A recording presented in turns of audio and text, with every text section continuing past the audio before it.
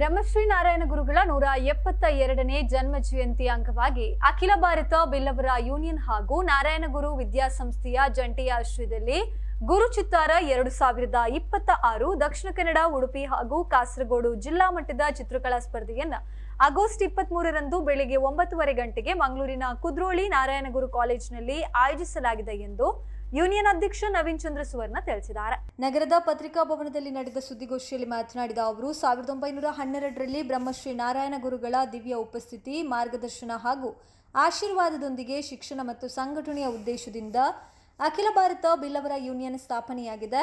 ಕಳೆದ 114 ವರ್ಷಗಳಿಂದ ಬಿಲ್ಲವ ಸಮಾಜವನ್ನು ಸಂಘಟಿಸುವ ಕಾರ್ಯವನ್ನು ನಿರಂತರವಾಗಿ ನಡೆಸಿಕೊಂಡು ಬರ್ತಾ ಇದೆ ಎಂದರು. ಇನ್ನು 3 ವಿಭಾಗದಲ್ಲಿ ಸ್ಪರ್ಧೆ ನಡೆಯುತ್ತೆ. 5ರಿಂದ 7ನೇ ತರಗತಿಯ ವಿದ್ಯಾರ್ಥಿಗಳಿಗೆ ಸಬ್ ಜೂನಿಯರ್, 8ರಿಂದ 10ನೇ ತರಗತಿಯ ವಿದ್ಯಾರ್ಥಿಗಳಿಗೆ ಜೂನಿಯರ್ ಹಾಗೂ ಪಿಯುಸಿ ಮತ್ತು ಪದವಿ ವಿದ್ಯಾರ್ಥಿಗಳಿಗೆ ಕಾಲೇಜ್ ವಿಭಾಗದಲ್ಲಿ ಸ್ಪರ್ಧೆ ನಡೆಯಲಿಕ್ಕಿದೆ.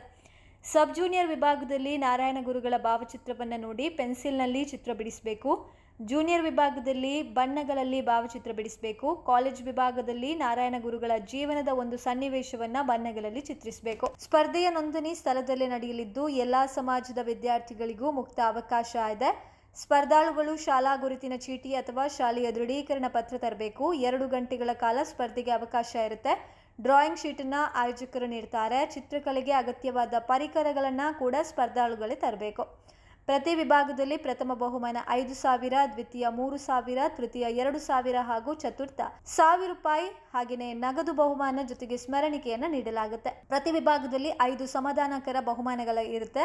ಭಾಗವಹಿಸುವ ಎಲ್ಲರಿಗೂ ಪ್ರಮಾಣ ಪತ್ರವನ್ನು ನೀಡಲಾಗುತ್ತೆ. ಸುದ್ದಿಗೋಷ್ಠಿಯಲ್ಲಿ ಸಂಘದ ಪ್ರಮುಖರಾದ ಲೋಕನಾಥ್ ಅಮೀನ್, ಜೀವನ್ ಕುಮಾರ್ ತೊಕ್ಕೊಟ್ಟು, ಎಜಿ ಶೇಖರ್ ಹಾಗೂ ಸುಮಲತಾ ಉಪಸ್ಥಿತರಿದ್ದರು. ಇದು ಸಾಕಾಗಲಿಲ್ಲ, ಇನ್ನೂ ಅಭಿವೃದ್ಧಿ ಸಾಧಿಸಲಿಕ್ಕೆ ಇದೆ. ಈ ನಿಟ್ಟಿನಲ್ಲಿ ಸಮಾಜದ ಎಲ್ಲ ಯುವಕ ಯುವತಿಯರಿಗೆ ಬ್ರಹ್ಮಶ್ರೀ ನಾರಾಯಣ ಗುರುಗಳ ದಿವ್ಯ ಸಂದೇಶಗಳು ತಲುಪಬೇಕು. ಇದಕ್ಕೆ ಹೆಚ್ಚಿನ ಪ್ರಚಾರ ಬೇಕು. ಈ ನಿಟ್ಟಿನಲ್ಲಿ ಬ್ರಹ್ಮಶ್ರೀ ನಾರಾಯಣ ಗುರುಗಳ ಈ ಚಿತ್ರ ಬಿಡಿಸುವ ಸ್ಪರ್ಧೆಯನ್ನು ಏರ್ಪಡಿಸಿ ಈ ಮೂಲಕ ಈ ಒಂದು ಯುವ ಜನಾಂಗದಲ್ಲಿ ಬ್ರಹ್ಮಶ್ರೀ ನಾರಾಯಣ ಗುರುಗಳ ಒಂದು ದಿವ್ಯ ಆದರ್ಶ ಅವರಲ್ಲಿ ಮೂಡಿ ಬರುವಂತೆ ಮಾಡಿ ಸಮಾಜದಲ್ಲಿ ಆರೋಗ್ಯಪೂರ್ಣ ಸಮಾಜ ನಿರ್ಮಾಣ ಆಗಲಿಕ್ಕೆ ನಮ್ಮ ಪ್ರಯತ್ನ.